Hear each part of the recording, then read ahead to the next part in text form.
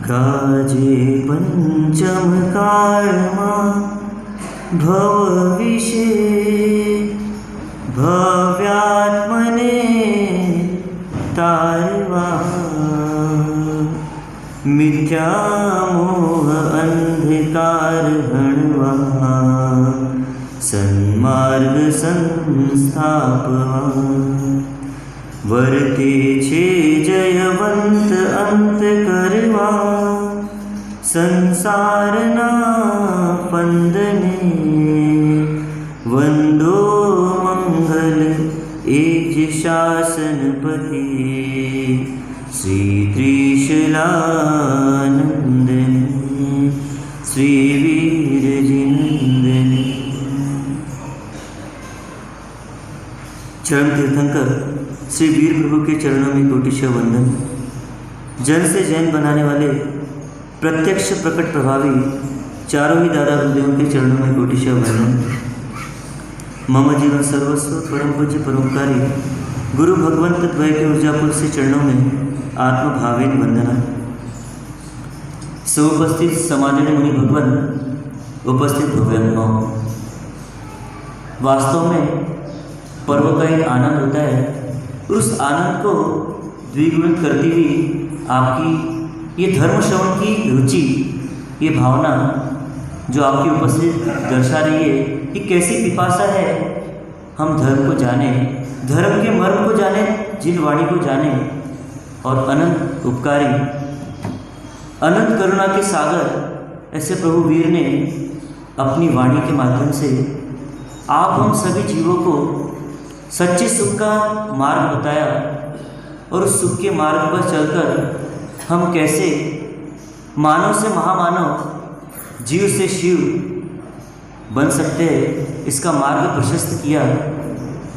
और परमात्मा को ये पता था कि शासन में भांति भांति के जीव है। कोई जीव किसी चीज़ से समझ पाएगा, कोई जीव किसी चीज़ से समझ पाएगा।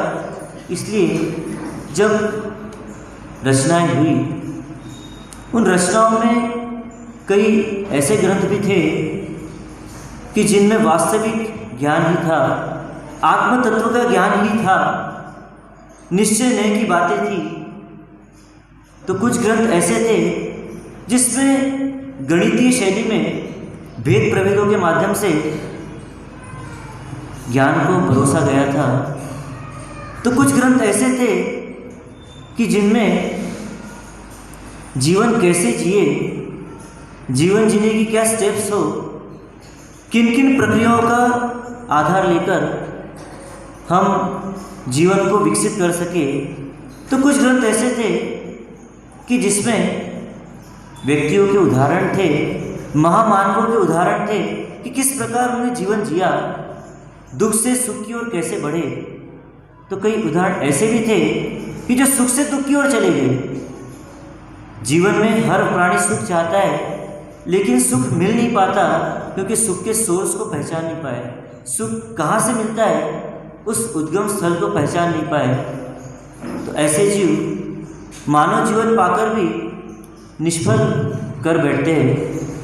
तो ऐसे चारों प्रकार के ग्रंथों को जब ज्ञानियों ने देखा और हमारी अल्पमति को देखकर 4 विभाग कर दिए, जिन्हें 4 भागों में बांटा गया ग्रंथों को। तो पहला भाग था द्रव्यानि योग, कि जिसमें शुद्ध निश्चय की बात, शुद्ध आत्म तत्व की बात बताई गई। वह द्रव्यानि योग था। वो सबके लिए आसान नहीं था। सामान्य बुद्धि वाले प्राणियों के लिए वो विषय ग्राह्य नहीं था। फिर दूसरा विषय गणित का था, जो कि हमको बोझिल लगता है, कठिन लगता है।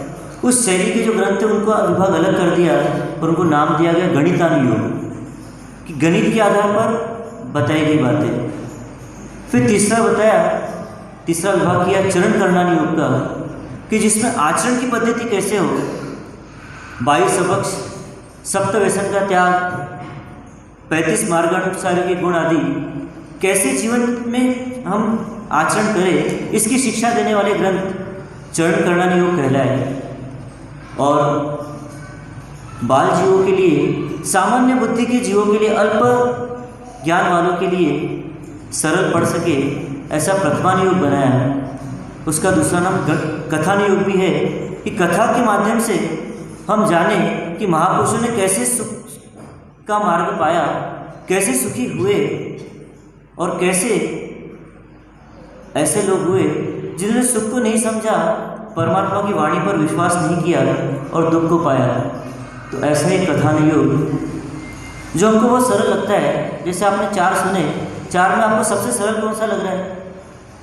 द्रव्यान योग कठिन लगता है कि आत्मा की बात, जैसी आत्मा की बात चालू होती है या तो उबासी चालू हो जाती है या फिर बातें चालू हो जाती है, क्योंकि ऐसा लगता है कि आत्मा तो दिखती नहीं है और जो पदार्थ दिखता नहीं है उसकी चर्चा क्यों करना, व्यर्थ में समय बर्बाद क्यों करना। किसी को दिखी आज तक आत्मा? जी हॉरर शो के अलावा कहीं आत्मा दिखी? या कोई हॉरर फिल्म देखी होगी इसमें आत्मा दिखी होगी, इसके अलावा आत्मा दिखी? तो क्यों उसकी चर्चा करना? आत्मा में धरा क्या है? अरे आप पैसे की बात करो, आप कोई मनोरंजन की बात करो तो समझ में आता है, पर जो आत्मा दिखती नहीं उस आत्मा की चर्चा करके व्यर्थ में अपना दिमाग क्यों खपाए? क्या कहते हैं, दिमाग का दही क्यों करे? लेकिन नहीं, जब तक आत्म तत्व को नहीं जानेंगे तब तक हमारा सारा ज्ञान हमारे किसी काम का नहीं रहेगा। इसलिए आत्म तत्व को जानना जरूरी है, लेकिन डायरेक्ट द्रव्यान योग से हम नहीं जान पाए तो गणितान योग, उससे भी नहीं जान पाए तो चरण करणान योग, और उससे भी नहीं जान पाए तो कथान योग। लगता है कथा बहुत सरल है, कथा सुनना सबको प्रिय होता है। पहले दादी माँ कथा सुनाती थी, अब कौन कथा सुनाता है?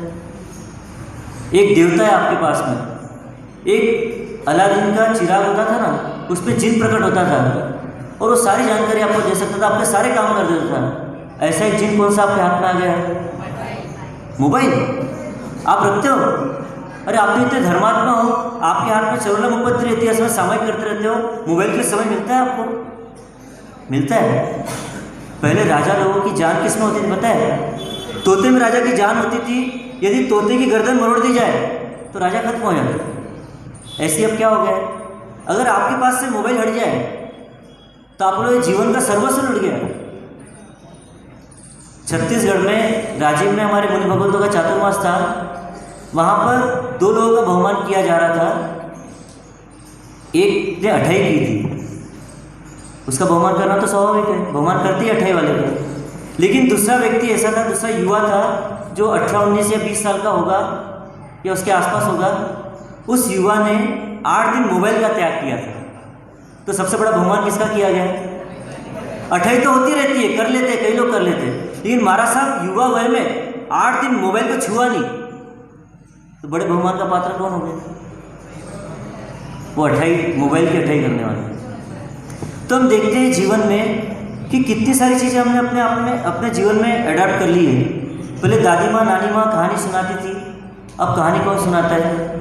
गूगल में सर्च कर लो, नेट पे सर्च कर लो, ढेरों प्रवचन मिल जाएंगे, प्रवचनों की श्रृंखलाएँ मिल जाएगी, कथानकों की श्रृंखलाएँ मिल जाएगी।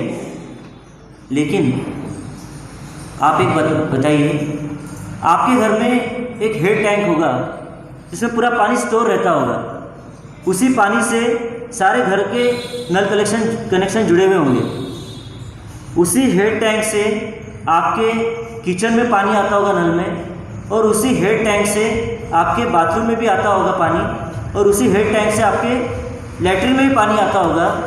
आपको पानी का ग्लास भरना है, हेड टैंक तो एक ही है, पानी का ग्लास भरना है, कहाँ से भरोगे आप? प्यास लगी है जोरों से, कितनी प्यास लगी हो, लेकिन आप पानी कहाँ से भरना पसंद करोगे? हाँ, जहाँ पर पीने के पानी की व्यवस्था है वहाँ से करोगे ना, कि लैट्रिन के नल से पानी भर लोगे? क्या दिक्कत है? हेड टैंक तो एक ही ना, वहीं से तो सारा पानी आ रहा है, डिस्ट्रीब्यूशन सारे एक ही टैंक से हो रहा है, तो आपको लैट्रिन के नल से पानी भरने में क्या दिक्कत है? लेकिन योग्य स्थान से योग्य चीज़ ली जाती है, ऐसी योग्य स्थान से योग्य चीज़ लेनी चाहिए। मोबाइल में तो ढेरों प्रवचन आते हैं, लेकिन क्या करते हैं आप जब प्रवचन सुनते हो ना, एक हाथ में बर्गर होता है या पिज़्ज़ा होता है, पिज़्ज़े का बाइट चबाते जाते हैं और प्रवचन सुनते जाते हैं। ये प्रवचन हिलना है, ये उन गुरु भगवान की आशातना है, ये जिनवाणी माँ की आशातना है। इसलिए कहा है कि प्रवचन सुनने तो कहाँ आना चाहिए? स्थान पर आकर सुनना चाहिए। तो अच्छी बात अच्छी जगह से ग्रहण करनी चाहिए। मोबाइल की आप 100 सुपरिणाम बता दोगे, लेकिन दुष्परिणाम भी कम नहीं है। जब से मोबाइल आया तब से क्राइम भी बढ़े हैं, जब से मोबाइल आया तब से अश्लील घटनाएं भी बहुत घटी है। तो कोई भी चीज़ के दो पक्ष होते हैं, एक उजला पक्ष होता है तो एक अंधेरा पक्ष भी होता है। ऐसी कथा बहुत सरल लगती है हमको सुनने में, लेकिन कथा के साथ में एक ड्रॉबैक है। कथा क्या होती है? किसी की जीवन की गाथा होती है, किसी की जीवन की व्यथा होती है। लेकिन उस कथा में क्या होता है, 100 साल का किसी का जीवन हो, उसे 200 पन्नों में समाहित किया जाता है। उन 200 पन्नों को कुछ घंटों में आपके सामने रखा जाता है। तो बताइए, 100 साल का किसी का जीवन हो और 200 पन्ने में लिखा हुआ हो, और उन 200 पन्नों को 20-20 मिनट के स्लॉट्स में आपको बताना हो, तो क्या पूरी तरह से उस कैरेक्टर पर न्याय किया जा सकेगा? उसकी प्रत्येक घटनाओं पर नज़र रखी जा सकेगी? हम तो कुछ बिंदु बताएंगे, पर उन बिंदुओं में सिंधु छुपा होगा। इसलिए कथा बहुत ध्यान से सुनने की होती है। कथा में जो उदाहरण आते हैं, वो उदाहरण तो एक पक्षीय होते हैं, किसी एक पक्ष को हाईलाइट करने के लिए होते हैं। लेकिन उन पक्षों को यदि हमने सही तरह से ग्रहण नहीं किया, तो कथा भी क्या हो जाएगी, हमारे जीवन के लिए व्यथा हो जाएगी। शास्त्र भी शस्त्र बन जाएंगे। कथानक में कभी आता है कि उन्होंने इतनी ढेर सारी शादियाँ की, तो वाह, महाराज साहब तो बोलते हैं कि देखो उसने इतनी सारी शादी की, खुद उसके गुणगान कर रहे श्रीपाल जी ने इतनी सारी शादियाँ की, और हमारी एक रानी है तो उसके लिए बोलते हैं कि त्याग करो त्याग करो। ये क्या बात है? साल में 2 बार उनका गुणगान होता है श्रीपाल जी का। तो अरे भाई, उन्होंने 9 शादी 14 शादी की, उसको नहीं देखना है।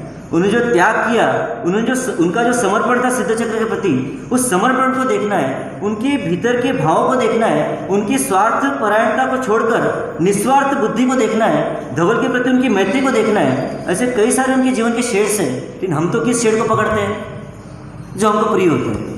पैसा कमाना, हाँ पैसा कमाना चाहिए। मासा आपका कथा मतलब इतनी धन दौलत मिली उनको, पुण्य के प्रभाव से धन दौलत प्राप्त हुई। हमारे साथ हम भी पुण्य के प्रभाव से धन दौलत कमाएंगे, फिर क्यों परिग्रह प्रमाण का नियम देते हो वहाँ सब? तो सही बात है। किसी कैरेक्टर ने कोई भूल की, रामायण पढ़ते सुनते हैं, रावण जी ने एक सीता पर नजर करी, वर्षों से उनका पुतला जलाया जा रहा है अन्य मतियों द्वारा, लेकिन उस रावण ने तो एक स्त्री पर नजर करी थी। आज इस नजर से कितने स्त्रियों पर नजर जा रही है? टीवी के माध्यम से, मोबाइल के माध्यम से, व्हाट्सएप के माध्यम से कितनों के प्रति मन बिगड़ता है, कितनों के प्रति भाव बिगड़ता है। वो तो साक्षात सामने सीता थी, उसके बाद भी छुआ भी नहीं। उनके जीवन का एक नियम था कि सामने जब तक स्त्री हाँ नहीं कहेगी तब तक उसका उपभोग नहीं करूँगा। क्या ऐसा नियम है हमारा? लेकिन हमको रावण कुटिल लगता है, हमको रावण हवस का पुजारी लग सकता है, लेकिन हमारे जीवन में हम झाँक कर देखें तो हमारे जीवन में कितनी कुटिलता है, हमारे जीवन में, हमारे मन में कितनी वासना के भाव भरे हुए हैं। उन वासनाओं के भाव को 2 मिनट की फिल्म बनाई जाए और उस फिल्म को इतनी पूरी पब्लिक के सामने बताया जाए और कहा जाए फला फला व्यक्ति के मन में उठने वाले मात्र 2 मिनट के भाव है, तो हमारी नज़र नीचे हो जाएगी। हम देख नहीं पाएंगे अपने मन में उठने वाले वासना के चक्रव्यूह को, हम अपने मन में उठने वाले बुरे भाव को देख नहीं पाएंगे। लेकिन किसी पर कटाक्ष करना हो, किसी कैरेक्टर के बारे में तो अपना व्यू बनाना हो, तो हम कितने फटाफट बना लेते हैं। अरे धवल इतना लालची था, इतना स्वार्थी था, अपने उपकारी को भी मारने का प्रयत्न किया कई बार, ऐसा लगता है। लेकिन उसके जीवन में कुछ अच्छे शेड्स हो सकते हैं, वो हम नहीं जान पाते। इसलिए कथा सुनते समय हमको बहुत चौकन्ना रहना है कि क्या बताया जा रहा है, किस विषय पर फोकस किया जा रहा है, किस पार्ट को ज़्यादा उभारा जा रहा है, किस पार्ट को कैसे बताया जा रहा है। वो हमको यदि जानने में नहीं आएगा तो हम सही कथा सुन नहीं पाएंगे, और जब तक कथा सही नहीं सुन पाएंगे तब तक हम हमारे विचारों को सही नहीं बना पाएंगे। इसलिए कथा सुनते समय बायस होकर नहीं, एक पक्षी होकर नहीं, सर्वांश से कथा को समझना पड़ेगा। क्योंकि जैसा मैंने पहले बताया कि 100 साल का जीवन है, उसको 10 मिनट में बताया नहीं जा सकता। इसलिए हमको ही सोचना पड़ेगा क्या हो सकता है इसके जीवन में और अच्छाई को भी खोजना होगा, और उसमें जो बुराई दिख रही है उस बुराई को अपने जीवन से हटाना होगा। उसके जीवन से तो हम हटा नहीं पाएंगे। लेकिन कथा इसलिए होती है कि हम अपने आप को सुधार सकें। उस कथा को दर्पण के समान अपने सामने रखना है। जैसे जैसे उस दर्पण में हमको हमारे दोष दिखते जाए, वैसे वैसे अपने दोषों को हम समाप्त करते जाए। इसलिए कथा का श्रवण कराया जाता है। और जिन शास्त्रों की अद्भुत परंपरा कि एक शास्त्र पढ़ाया जाता है, सुनाया जाता है, वाचन किया जाता है, और साथ में कथा नियोग का एक चारित्र लिया जाता है। तो हम चारित्र विभाग में सम्रादित्य कथा के माध्यम से गुणसेन और अग्नि शर्मा के जीवन को जानने का प्रयास करेंगे आने वाले दिनों में। लेकिन उनके जीवन में कई बार हमको लगेगा अरे ये सही है या वो सही है, ये हीरो या ये विलेन है। हम सोच नहीं पाएंगे कि हीरो कौन है, विलेन कौन है। कहानी सुनते सुनते कभी लगेगा ये तो हीरो है और कभी लगेगा अरे ये तो विलेन है। कभी विलेन हीरो बन जाएगा, कभी हीरो विलेन बन जाएगा। ऐसे कथानक में कई उतार चढ़ाव आएंगे। और सम्रादित्य कथा अपने आप में एक ऐसी अद्भुत कथा है कि जिसमें सारे के सारे श्रृंगार है, 9 रसों से भरपूर ये कथानक है, जिसमें वैराग्य भी है, जिसमें राग का पोषण भी करते हुए दिखेंगे पात्र इसके। वैराग्य से ओतप्रोत कई जनों ने इस कथा को सुनकर अपने जीवन में परिवर्तन किया है। और इस कथा का उद्गम कहाँ से हुआ, उस उद्गम स्तोत्र को भी हम देखें तो कहते हैं 8वीं शताब्दी में हरिभद्र सूरी हुए। लेकिन हरिभद्र सूरी बनने से पहले उनका जीवन कैसे था, कैसा वो जीवन जीते थे, और उस जीवन जीते हुए ऐसा क्या बना जो उनको अपने जीवन की धारा बदलनी पड़ी।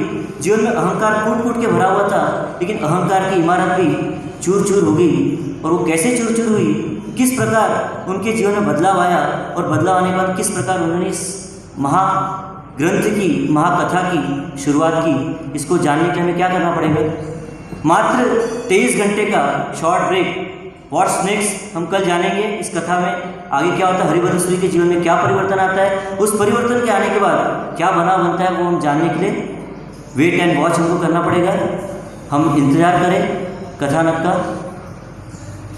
जिन्होंने कुछ कहा हो तो निश्चय सहजानंदे शुद्ध स्वरूपी हूँ अविनाशी आत्मस्वरूपी देह मरे छे हूँ नथी मरतो हूँ अविनाशी आत्मस्वरूपी सहजानंदे शुद्ध स्वरूपी हूँ अविनाशी आत्मस्वरूपी देह मरे छे हूँ नथी मरतो हूँ